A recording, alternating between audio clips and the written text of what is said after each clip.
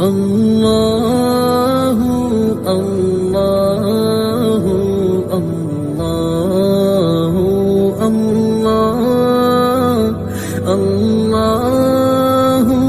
اللہ اللہ اللہ نحمده ونصلي على رسوله الكريم اما بعد فاعوذ بالله من الشيطان الرجيم بسم الله الرحمن الرحيم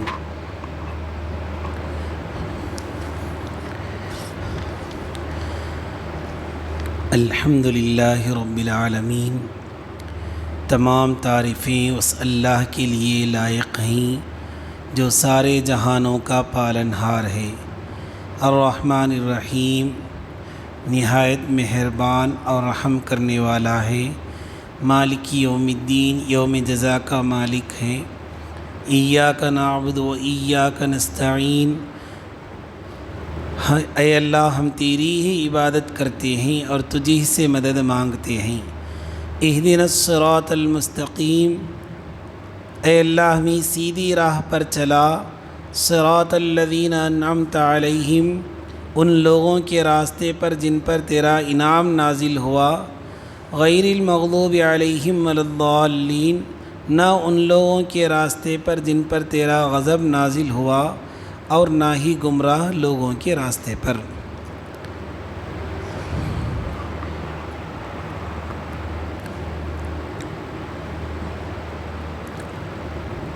اللہ کا کرم ہوا کہ اللہ تبارک و تعالیٰ نے اس کے اپنے گھر میں بیٹھ کر اس کے اپنے کلام کی کچھ باتیں سننے کا موقع عنایت فرمایا۔ دیکھیے، آج سورہ فاتحہ کے سلسلے میں کچھ خاص باتیں تو نہیں آئیں گی، البتہ اعوذ باللہ من الشیطان الرجیم، گویا کہ آج تفسیر کا جو اصل مقصد تھا وہ شروع ہو جائے گا۔ اس سے پہلے اعوذ باللہ کی تفسیر سننے سے پہلے چند باتوں کا سمجھنا بے حد ضروری ہے۔ سب سے پہلی بات، قرآن کی ہر آیت پر تفسیر، قرآن کی ہر آیت پر شان نزول کا ہونا کوئی ضروری نہیں۔ بغیر شان نزول کے بھی، یعنی جس وقت آیت نازل ہوئی ہے اس وقت میں کوئی واقعہ ضرور پیش آیا ہو، ایسا نہیں ہے۔ بہت ساری آیتیں اللہ تبارک و تعالیٰ نے نصیحت کے طریقے پر، بہت ساری آیتیں پچھلے واقعہ کی صورت میں اللہ تعالیٰ نے ذکر کیے ہیں۔ بعض لوگوں نے ایسا کیا ہے کہ ہر آیت پر کوئی نہ کوئی قصہ جوڑنے کی کوشش کی ہے، یہ ایک طرفہ زائد کام ہے۔ اس لیے حضرت شاہ ولی اللہ محدث دہلوی رحمۃ اللہ علیہ فرماتے ہیں، وَمَا الْأَسْبَابُ الْخَاصَّةُ وَالْقِصَصُ الْجُزْئِيَّةُ الَّتِي تَجَشَّمُ الْمُفَسِّرُونَ بَيَانَهَا فَلَيْسَ لَهَا مَدْخَلٌ فِي ذَلِكَ يُعْتَدُّ بِهِ، یعنی ہر آیت پر شان نزول کو جوڑنا یہ اتنی اچھی بات نہیں ہے، ورنہ کیا ہو جائے گا، کوئی واقعہ پیش آیا ہو تو اللہ تبارک و تعالیٰ کیا کیے ہوں گے، آیت نازل کیے ہوں گے۔ کوئی واقعہ پیش نہ آیا ہو تو اللہ تبارک و تعالیٰ آیت نازل نہیں کریں گے، ایسا نہیں ہے۔ بہرحال بہت ساری آیتوں کے شان نزول بھی ہیں، ایسا نہیں کہ کسی آیت کے شان نزول نہیں ہے۔ شان نزول کا معنی اس وقت جو ضرورت تھی، اس وقت جو واقعہ پیش آیا اسی کو شان نزول کہتے ہیں۔ اب ہر آیت پر جو 6660 پر 6 آیتیں ہیں، ایک کیا ہے مفسر کے قول کے مطابق ہر آیت پر شان نزول ہو ایسا کوئی ضروری نہیں ہے، پہلے یہ ہم یاد رکھ لینا۔ دوسری بات، ہاں بعض آیتوں کے سلسلے میں شان نزول ہوا ہے، بعض آیتوں کے سلسلے میں شان نزول ہی کو رکھ کر ان آیتوں کو سمجھ سکتے ہیں۔ شان نزول کے بغیر ایک آدمی قرآن اٹھایا، قرآن کھولا، معنی کا قرآن لے کر قرآن کھول کر آیت پڑھ لیا، اس کا ترجمہ پڑھ لیا، تو ہرگز اس کئی آیتیں ایسے ہیں اس کا مطلب سمجھ میں نہیں آئے گا۔ مثال کے طور پر ایک آیت قرآن مجید میں وَلِلَّهِ الْمَشْرِقُ وَالْمَغْرِبُ، ایک آیت وَلِلَّهِ الْمَشْرِقُ وَالْمَغْرِبُ فَأَيْنَمَا تُوَلُّوا فَثَمَّ وَجْهُ اللَّهِ، اب اس میں کیا ہے؟ اللہ ہی کے لیے مشرق بھی ہے، اللہ ہی کے لیے مغرب بھی ہے، تم جہاں چاہو کیا کرو، اپنا چہرہ پھیر لو۔ اس آیت شریفہ سے ہمیں کیا معلوم ہوتا ہے؟ نماز میں جس طرف چاہے ہم کیا کر سکتے ہیں، چہرہ پھیر کر نماز پڑھ لے سکتے ہیں، اس آیت میں معلوم ہوتا۔ اس آیت کا ترجمہ دیکھیں تو وہی ہوگا، وَلِلَّهِ الْمَشْرِقُ وَالْمَغْرِبُ، اللہ ہی کے لیے مشرق ہے، اللہ ہی کے لیے مغرب ہے، فَأَيْنَمَا تُوَلُّوا فَثَمَّ وَجْهُ اللَّهِ، تم جہاں کہیں بھی رہو اسی طرف اللہ تبارک و تعالیٰ اسی طرف کیا ہے، اللہ تبارک و تعالیٰ ہی اس کی طرف تم اپنا چہرہ پھیر لو۔ آیت ہو بہو ہے، لیکن اس آیت کو ہم سمجھ نہیں سکتے۔ کیوں؟ اور ایک آیت ہے، اس آیت میں اللہ تبارک و تعالیٰ فرماتے ہیں، اور ایک آیت ہے، اس آیت میں فرماتے ہیں تم کیا کرو، کعبۃ اللہ کی طرف اپنا رخ کرو، فَحَيْثُمَا كُنْتُمْ فَوَلُّوا وُجُوهَكُمْ شَطْرَهُ، تم جہاں کہیں بھی رہو لیکن تمہیں اپنا چہرہ کعبۃ اللہ کی طرف کرنا پڑے گا۔ اب یہ آیت ہے، پہلی آیت سورہ بقرہ کی 115 نمبر کی آیت ہے، اس میں جہاں کہیں پھیر لو اپنا چہرہ۔ اب یہاں کہا جا رہا ہے کہ تم کو کعبۃ اللہ کی طرف ہی پھیرنا پڑے گا۔ یہ اس لیے کہتا ہوں کہ ہم قرآن شریف اٹھاتے ہیں، ترجمہ کر کر ایک فیصلے پر نہیں پہنچ سکتے، اسی لیے بہت سارے لوگ کیا ہو گئے، صرف ترجمہ کے بل بوتے پر ایسے ویسے مسائل پیش کرنا شروع کر دیے۔ اب یہاں کیا کرنا پڑے گا، شان نزول کی طرف جانا پڑے گا۔ شان نزول اصل میں کیا ہوا، صحابہ کرام رضوان اللہ تعالی علیہم اجمعین کی ایک جماعت جا رہی تھی، رات کا وقت تھا، نماز پڑھنا تھا، تو نماز پڑھنے کا ارادہ کر کے وضو کر لیے، رات کا وقت معلوم نہیں ہوا کہ کس طرف قبلہ ہے، کس طرف منہ کر کے ہمیں کیا کرنا پڑے گا، نماز پڑھنا پڑے گا۔ کیا کرنے لگے، تحری کرنے لگے، سوچنے لگے، آپس میں باتیں کرنے لگے کہ کس طرف قبلہ ہے۔ بعضوں نے ایک طرف کہا، بعضوں نے دوسری طرف کہا، بعضوں نے آگے کہا، بعضوں نے پیچھے کہا، یہ اختلاف رائے چلتا رہا۔ آخر چند صحابہ کرام نے مل کر طے کر لیا کہ اس طرف کیا کرنا ہے، نماز پڑھنا ہے۔ نماز پڑھنے کے بعد ایک لکیر کھینچ دیے، اس طریقے سے لکیر کھینچ دیے تاکہ ہمیں صبح کو معلوم ہو، اللہ کے نبی صلی اللہ علیہ وسلم سے ہم پوچھ لیں کہ قبلہ ایسا ہوا ہے، قبلے کی طرف پڑھے ہیں یا نہیں پڑھے ہیں، ہمیں معلوم نہیں۔ صبح کو جب اٹھے، جس طرف لکیر کھینچے ہوئے تھے اس طرف قبلہ نہیں تھا، اس کے علاوہ طرف قبلہ ہے۔ اب پریشان ہو گئے کہ ہم نے رات نماز ادا کی لیکن قبلہ کیا ہو گیا ہے، بدل گیا ہے۔ اللہ کے نبی صلی اللہ علیہ وسلم کے پاس آئے، آ کر کہنے لگے رات اس طریقے سے ہوا ہے۔ تو اللہ کے نبی صلی اللہ علیہ وسلم فرمایا، تم نے جو ارادہ کر کے نماز پڑھا ہے وہی تمہارا قبلہ ہے۔ اس وقت یہ آیت نازل ہوئی، وَلِلَّهِ الْمَشْرِقُ وَالْمَغْرِبُ فَأَيْنَمَا تُوَلُّوا فَثَمَّ وَجْهُ اللَّهِ، اللہ ہی کے لیے مشرق بھی ہے، اللہ ہی کے لیے مغرب ہے، آپ جس طرف چاہیں کیا کر سکتے ہیں، توجہ کر لے سکتے ہیں۔ اصل میں اس واقعے کی وجہ سے آیت نازل ہوئی۔ اگر کوئی آدمی یہ اٹھا کر اس آیت کو رکھ کر میں جس طرف چاہے قبلہ کر لوں گا تو جائز نہیں ہوگا۔ اچھا، یہاں ایک مسئلہ بھی ہمیں سمجھ جانا، ہم اگر کسی سفر میں تھے، اب ہم کیا کریں، مثال میں ٹرین میں جا رہے ہیں، نماز کے وقت میں نماز پڑھنا ہی پڑے گا، دوسری کوئی صورت نہیں۔ اب کیا کرنا پڑے گا، کوئی اگر جانے پہچانا ہے، اسے معلوم ہے قبلہ، اس سے پوچھ لے سکتے ہیں، ویسا کوئی آدمی بھی ساتھ نہیں ہے، ابھی تحری کرنا پڑے گا، ہمیں سوچنا پڑے گا کہ کس طرف قبلہ ہو سکتا ہے۔ اگر سوچ کر ایک طرف طے کر لیے کہ اس طرف قبلہ ہو سکتا ہے، اس طرف متوجہ ہو کر اپنا منہ کر کے نماز پڑھ لیے، نماز کے بعد معلوم ہوا کہ قبلہ ہم نے کیا کیا ہے، غلط کی طرف آ کر ہم نے نماز پڑھی ہے، وہ طرف قبلہ نہیں رہا جس طرف ہم نے کیا کیا، سجدہ کیا ہے، تو نماز ہو جاتی ہے، نماز ہو جاتی ہے۔ بہرحال میں یہ کہہ رہا ہوں کہ شان نزول ہر آیت پر نہیں ہو سکتا، لیکن بعض آیتیں ایسی ہیں جہاں پر شان نزول ہی کو رکھ کر ہم کیا کر سکتے ہیں، آیت کا فیصلہ کر سکتے ہیں آیتوں کا۔ اور ایک آیت ہے، سمجھانے کے بول دیتا ہوں کیونکہ اب تو قرآن کا آیتیں شروع ہو جائیں گی، اب وہاں اگر شان نزول آئے گا، بعض جگہ شان نزول نہیں آئے گا۔ ایک آیت ہے قرآن میں، ان الصفا والمروۃ من شعائر اللہ۔ اب یہاں اللہ تبارک و تعالیٰ فرماتے ہیں، ان الصفا والمروۃ من شعائر اللہ، صفا مروہ کے درمیان سعی کرنا یہ شعائر اللہ، اللہ کی نشانیوں میں سے ایک نشانی ہے۔ فمن حج البیت او اعتمر فلا جناح علیہ، جس نے حج کیا اور عمرہ کیا اس پر کوئی حرج نہیں ہے۔ اب اس آیت کو ایک آدمی پڑھ لیا، کوئی غلط طریقے سے، کم علم والا، کم سمجھ والا اس آیت کو پڑھ لیا۔ اس آیت میں کیا اسے نظر آتا ہے کہ صفا مروہ کے درمیان میں سعی کرنا جو حج میں کرتے ہیں یہ کوئی ضروری نہیں، یہ کوئی ضروری نہیں، اس کا معنی کر لے گا، لیکن ایسا نہیں ہے۔ حضرت عائشہ صدیقہ رضی اللہ تعالیٰ عنہ کی حدیث ہے کہ صفا مروہ کے درمیان سعی کرنا یہ واجب ہے۔ اب اس آیت سے کیا اسے سمجھ میں آئے گا کہ صفا مروہ کے درمیان سعی نہ کیے تو بھی چلتا ہے، کوئی گناہ نہیں ہے۔ بات ایسی نہیں ہے۔ اصل میں اس آیت کے شان نزول کی طرف ہمیں جانا پڑے گا۔ اس آیت میں کیا ہوا، اس زمانے میں ایام جاہلیت میں نبی صلی اللہ علیہ وسلم کے آنے سے پہلے صفا کے اوپر ایک بت تھا، اس کا نام اساف، اور مروہ کے اوپر ایک بت تھا، اس کا نام نائلہ۔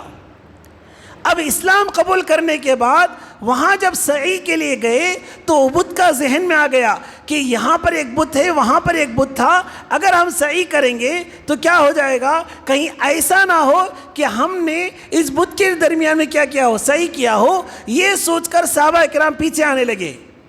یہ سوچ کر جب پیچھے آنے لگے تو اللہ تبارک و تعالیٰ آیت نازل کر دیے، تم صفا مروہ کے درمیان سعی کرو، تمہارے اوپر کوئی حرج نہیں ہے۔ یہ معنی ہے اصل میں۔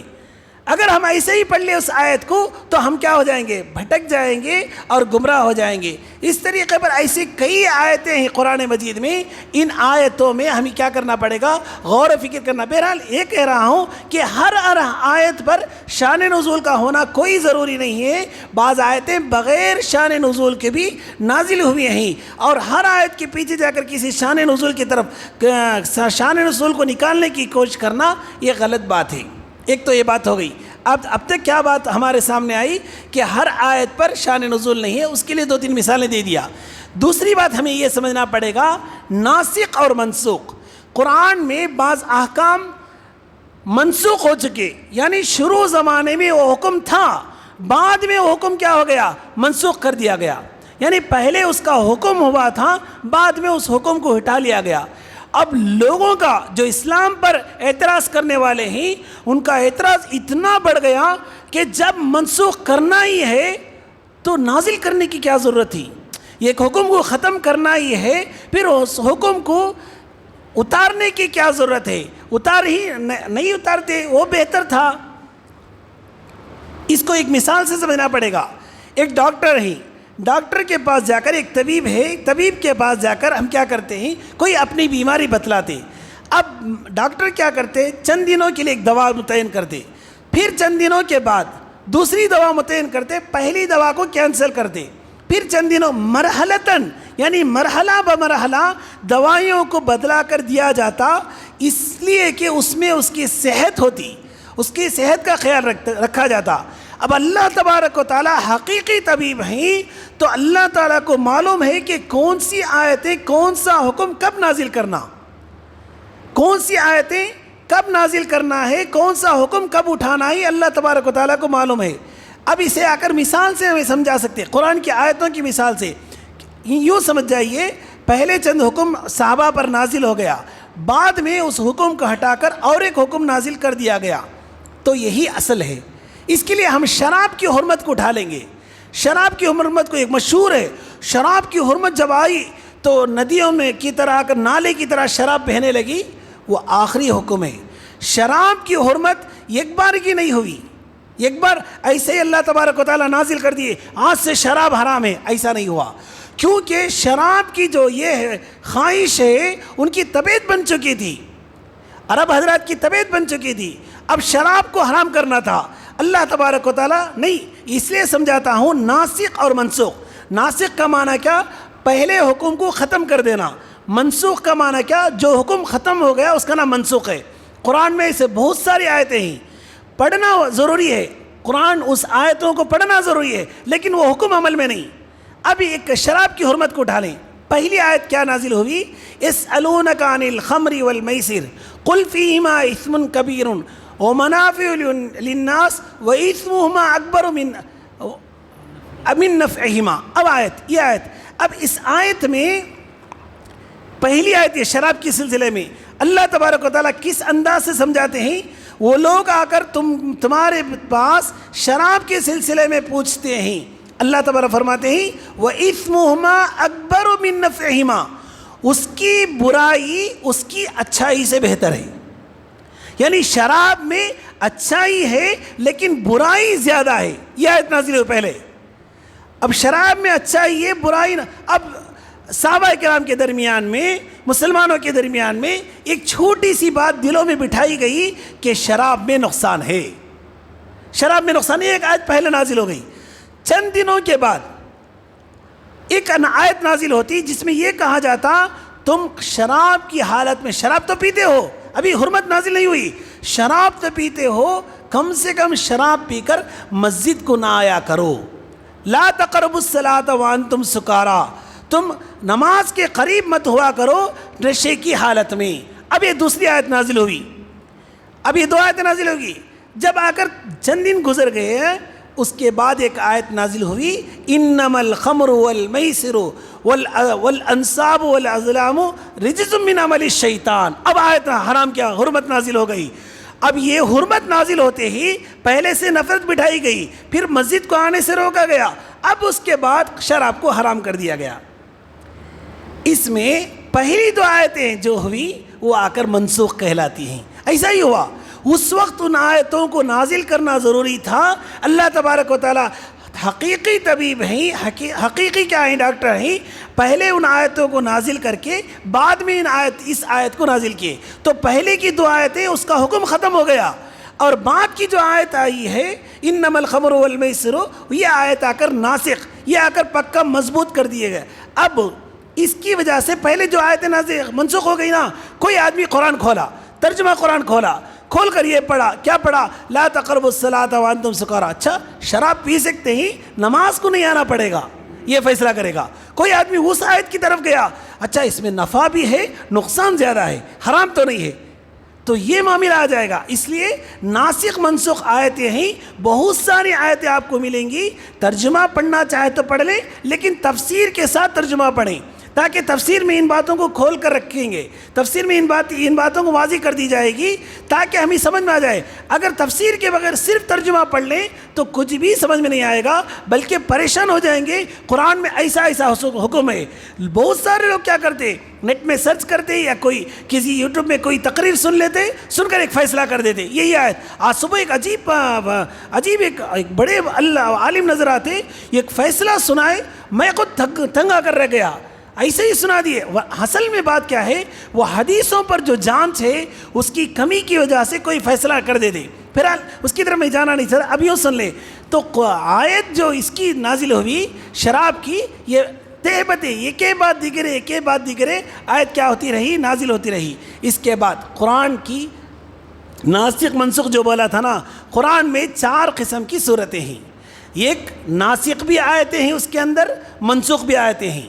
ناسخ منسوخ بات سمجھ میں آ گئی نا، پھر اس کا ترجمہ کرنے کی ضرورت نہیں نا. ناسخ بولے تو آخری فیصلہ، منسوخ بولے تو اس سے پہلے جو فیصلہ ہوا تھا وہ. ناسخ بعض صورتیں ناسخ بھی ہیں اور منسوخ بھی ہیں. یہ صورتیں 25 ہیں. بعض صورتیں صرف منسوخ ہیں. یہ صورتیں 43 صورتیں ہیں، 40 پر 3 صورتیں ہیں. بعض صورتیں صرف ناسخ ہیں، اٹل فیصلے کی صورتیں ہیں، وہ صورتیں 6 صورتیں ہیں. اور بعض صورتیں ناسخ بھی نہیں، منسوخ بھی نہیں. مطلب کیا، اس میں پہلے واقعات کا ذکر ہوا رہا، کچھ نصیحتوں کا ذکر ہوا رہا. ایسی صورتیں تقریباً 40 صورتیں ہیں. پوری صورتیں ملا کر 114 صورتیں ہو گئیں. آج 2 بات ہمیں سمجھ میں آ گئی. پہلی بات، ہر آیت کے شان نزول کا ڈھونڈنا یہ ایسا نہیں ہو سکتا ہے، بلکہ بعض آیتوں کے شان نزول ہو سکتے ہیں، بعض آیتیں شان نزول کے بغیر نازل ہوئیں. دوسری بات، ناسخ منسوخ کے درمیان یہ اس لیے بتلاتا ہوں کہ کبھی ہمیں قرآن کا ترجمہ پڑھنے کا موقع مل جائے، اگر کوئی فیصلہ آج کے خلاف نظر آئے تو ہمیں گھبرانے کی ضرورت نہیں. یوں سمجھ لینا شاید منسوخ آیتیں ہو گئی ہوں گی، شاید آ کر اس کے بارے میں کچھ اور جگہ کہا گیا ہوگا. یہ ساری چیزیں ہم سمجھنی پڑے گی. اور تیسری بات، تلاوت قرآن کا مسئلہ، یہ بھی ہم پڑھ لیں. اعوذ باللہ کی تفسیر کرنا ہے، اس سے پہلے یہ بھی سمجھ لیں تلاوت قرآن. یہ تلاوت قرآن کھڑے کھڑے، بیٹھے بیٹھے، لیٹے لیٹے، چلتے چلتے کیا کر سکتے ہیں، پڑھ سکتے ہیں. تلاوت قرآن کی اجازت ہے، لیکن آداب ملحوظ رکھا جائے، ادب کا لحاظ رکھا جائے. درمیان میں بکتا رہا، کچھ باتیں ایسی ویسے کرتا رہا، پھر قرآن شروع کیا، ایسا نہ ہو، بے ادبی نہ ہو۔ بے ادبی کے بغیر ایک آدمی سیدھا سوتا رہا، سوتے سوتے اپنی زبان سے کلام شریف پڑھتا رہا تو اسے پڑھنے کی اجازت ہے، چلتا چلتا گاڑی چلاتے چلاتے قرآن شریف کی تلاوت کرتا رہا، اسے کرنے کی اجازت ہے۔ ہاں، وضو کے بغیر بھی پڑھ سکتا ہے، وضو کے ساتھ بھی پڑھ سکتا ہے، لیکن وضو کے بغیر چھونے کی اجازت نہیں ہے۔ لا یمسہ الا المطہرون، اس کو چھوئیں گے صرف اور پاک لوگ چھوئیں گے، اس کے علاوہ اس کو نہیں چھو سکتے ہیں۔ ہاں، حدث اکبر ہو، حدث اصغر جس کا وضو نہیں ہے، حدث اکبر ہو جس پر غسل واجب ہے، وہ آدمی کیا کرے گا؟ قرآن کو نہیں پڑھے گا، کسی بھی صورت میں قرآن کی ایک چھوٹی آیت کو بھی نہیں پڑھے گا۔ ہاں، مثال کے طور پر دعا ہے، دعا وہ پڑھ سکتا ہے، مثال الحمدللہ، الحمدللہ قرآن کی آیت سمجھ کر پڑھنے کی اجازت نہیں ہے اسے۔ اگر دعا ہے، سبحان اللہ الحمدللہ، کوئی دعا اس کی زبان سے نکل جاتی ہے، اس کے لیے کیا ہے؟ اس کے لیے اجازت ہے۔ ابھی اگر دوسری بات ہو گئی، اب اہم بات، اعوذ باللہ من الشیطان الرجیم۔ قرآن مجید میں یہ اعوذ باللہ کے بارے میں 4 چیزیں ہیں۔ پہلی بات اعوذ باللہ، 4 چیزیں ذہن میں رکھ لیں، کیوں بولتے ہیں کہ بعد دیگر سمجھنا ہے۔ پہلی بات، اعوذ باللہ کیوں پڑھتے ہیں؟ پہلی بات، اعوذ باللہ کیوں؟ بھئی درس سکت چلا لیں گے، بولو کیا بھی مسئلہ نہیں ہے۔ اعوذ باللہ کیوں پڑھتے ہیں؟ اس کی وجہ کیا ہے؟ دوسرا، پہلی بات اعوذ باللہ کس لیے پڑھا جاتا ہے؟ دوسری بات، اعوذ باللہ کے فائدے کیا ہیں؟ تیسری بات، اعوذ باللہ کا ترجمہ اور تفسیر کیا ہے؟ چوتھی بات، اعوذ باللہ کا حکم کیا ہے؟ 4 باتیں ہمیں سمجھنے پڑے گی۔ پہلی بات، اعوذ باللہ کیوں پڑھتے ہیں؟ دوسری بات، اعوذ باللہ کے فوائد کیا ہیں؟ تیسری بات، اعوذ باللہ کا ترجمہ اور تفسیر کیا ہے؟ چوتھی بات، اعوذ باللہ کا حکم کیا ہے، اس کے مسائل کیا ہیں؟ سب سے پہلی بات، اعوذ باللہ کیوں پڑھتے ہیں؟ قرآن میں ایک جگہ آئے تھے فَإِذَا قَرَأْتَ الْقُرْآنَ فَاسْتَعِذْ بِاللَّهِ، جب تم قرآن پڑھو تو اللہ کی پناہ لو۔ پہلی بات، اعوذ باللہ کیوں پڑھتے ہیں؟ یہ اللہ کا حکم ہے، اللہ نے پڑھنے کا حکم کیا ہے، ہم بھی کیا کرتے ہیں؟ اعوذ باللہ کو پڑھتے ہیں۔ دوسرا جو سبب ہے، یہ اندرونی ناپاکی کو، وضو کرنے سے آدمی کا باہر کا حصہ پاک ہوتا ہے، اعوذ باللہ من الشیطان الرجیم پڑھے تو اندرونی حصہ پاک ہوتا ہے، اس کی وجہ سے اعوذ باللہ پڑھتے۔ اسی لیے نماز میں کھڑے ہونے کے بعد، ثنا پڑھنے کے بعد، جب بھی قرآن شریف شروع کرنے کا موقع ہوتا ہے، سب سے پہلے ہم اعوذ باللہ من الشیطان الرجیم پڑھتے۔ تو پہلا اعوذ باللہ پڑھنے کی وجہ یہ اللہ کا حکم ہے، اس لیے پڑھتے، سر آنکھیں بند کر کے پڑھتے۔ دوسری بات، اعوذ باللہ پڑھنے سے اندرونی جو پاکی ہے وہ حاصل ہوتی ہے۔ تیسری بات، اللہ کی بارگاہ میں اجازت لینا مقصود ہوتا ہے۔ کیا مطلب اس کا؟ اللہ کی اعوذ باللہ پڑھتے ہیں، اللہ کی بارگاہ میں اجازت لینا مطلب کیا ہے؟ یہ اللہ کی پناہ میں جا رہا ہے، شیطان مردود سے ہٹ کر اللہ کی پناہ میں جا رہا ہے۔ اللہ کی پناہ میں جانے کے لیے اللہ سے اجازت لینا ہے نا، وہی نا اصل۔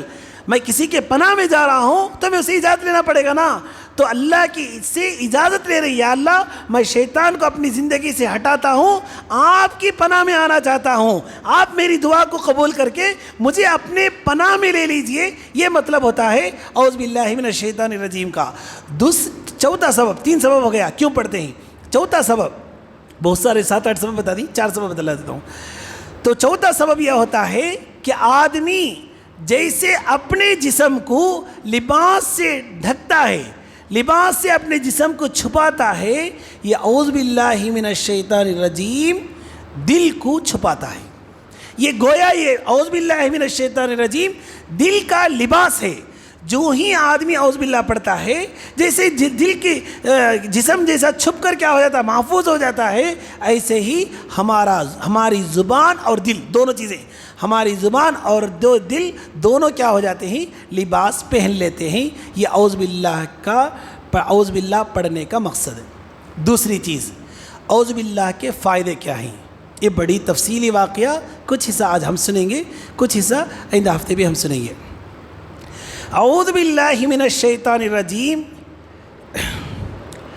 اس کے بہت سارے فائدے ہیں، ہم پہلے مطلب سمجھ جائیں گے۔ ہم اعوذ باللہ من الشیطان الرجیم کا ترجمہ، میں پناہ مانگتا ہوں اللہ کی شیطان مردود سے، اللہ کی پناہ مانگتا ہوں شیطان مردود سے۔ اعوذ، یہ اعوذ کا معنی پناہ میں چلے جانا، کسی کی پناہ میں آ جانا، یا اعوذ باللہ، اعوذ کا معنی یہاں کر اللہ کی پناہ میں آتے ہیں۔ کتنی بڑی بات!